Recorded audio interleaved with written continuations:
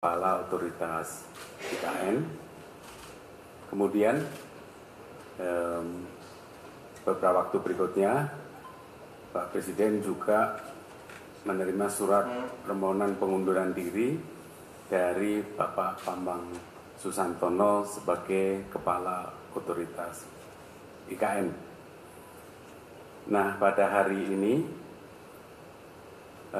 telah terbit keputusan Presiden tentang pemberhentian dengan hormat Bapak Bambang Susantono sebagai Kepala Otoritas IKN dan juga Bapak Doni Rahayu sebagai Wakil Kepala Otoritas IKN, disertai ucapan terima kasih atas pengabdian beliau-beliau.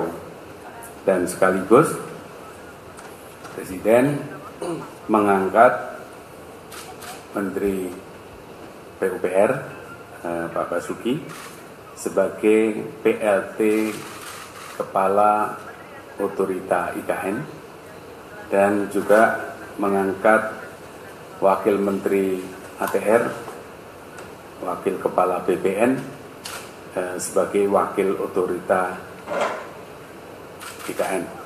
Jadi Bapak Presiden berharap tadi beliau-beliau dipanggil, Pak Menteri PUPR dan Pak Wamen ATR dipanggil oleh Bapak Presiden agar dalam status sebagai PLT ini segera untuk menjamin percepatan pembangunan IKN dengan sebaik-baiknya dengan visi semula, ya, yaitu tetap konsisten pada rencana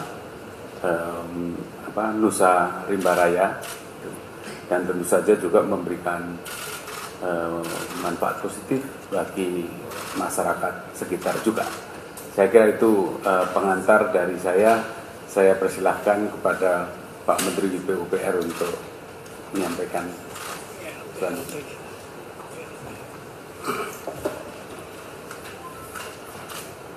Assalamualaikum warahmatullahi wabarakatuh. Pak Mensesnek dan Pak Wakil Menteri ATR, serta rekan-rekan sekalian, jurnalis yang saya hormati. Seperti yang disampaikan oleh Pak Mensesnek, kami berdua, saya dan Pak Raja, dipanggil untuk diberi tugas tadi sebagai PLT Kepala dan Wakil Kepala IKN, Otoritas IKN. Tugasnya juga kita sudah disampaikan oleh Bapak Mensesnek, bahwa tugas PLT ini sama seperti dengan tugas Kepala dan Wakil Kepala definitif sampai terbentuknya, sampai ditunjuknya lagi Kepala dan Wakil Kepala definitif sesuai dengan perundang-undangan. Fokusnya, tugasnya adalah mempercepat pelaksanaan program.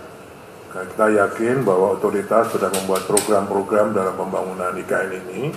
Nah, kami berdua ditugasi untuk mempercepat pelaksanaan program tersebut yang sesuai dengan urban design, sesuai dengan hasil sayembara yang lalu, urban design atau pengembangan atau pembangunan IKN ini dengan konsep negara Nusa Rimba.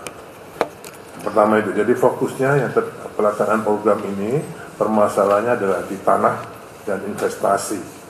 Jadi kenapa beliau dipilih sebagai wakil kepala UKN? Karena ini menyangkut status tanah. Jadi kami berdua akan segera memutuskan status tanah di UKN ini apakah dijual, disewa, ataukah KPPU. Ya, kami ingin mempercepat itu sehingga para investor tidak ragu-ragu lagi untuk melakukan investasinya. Yang kedua, karena status tanahnya akan lebih jelas, mereka akan juga lebih jelas status hukumnya sebagai investor di IKN.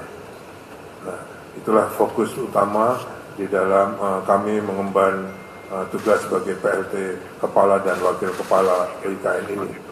Yang kedua juga sesuai dengan Perpres IKN mempersiapkan embrio dari Pemdasus IKN. Karena nanti begitu Perpres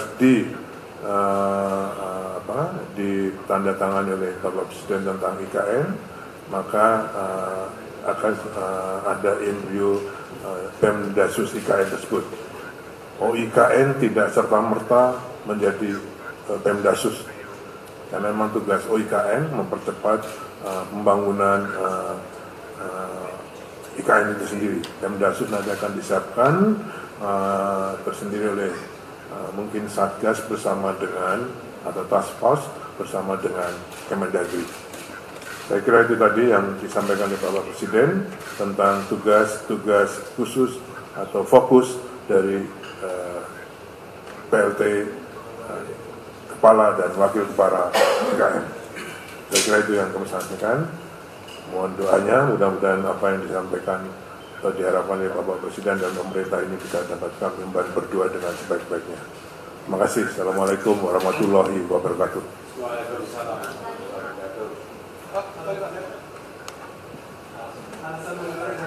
Alasan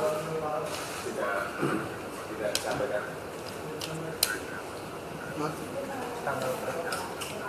Oh, itu sudah lama. pakai mic Pak. Tapi surat memang baru. Pakai mic Pak. Pakai mic. Pak, untuk persiapannya seperti apa Pak?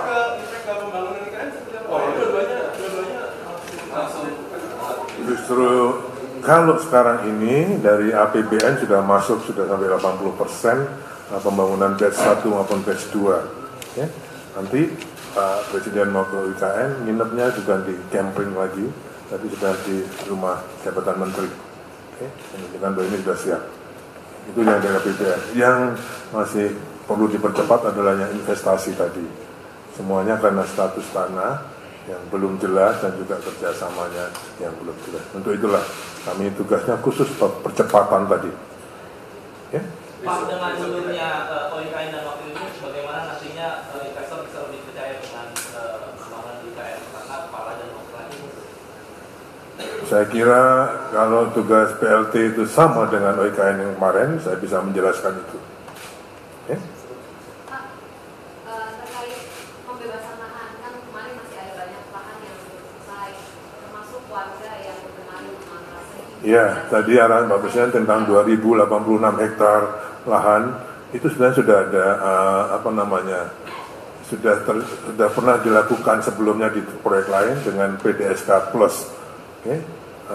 Tapi itu harus kita laksanakan segera. Arahnya Pak Presiden selesaikan dengan sebaik-baiknya.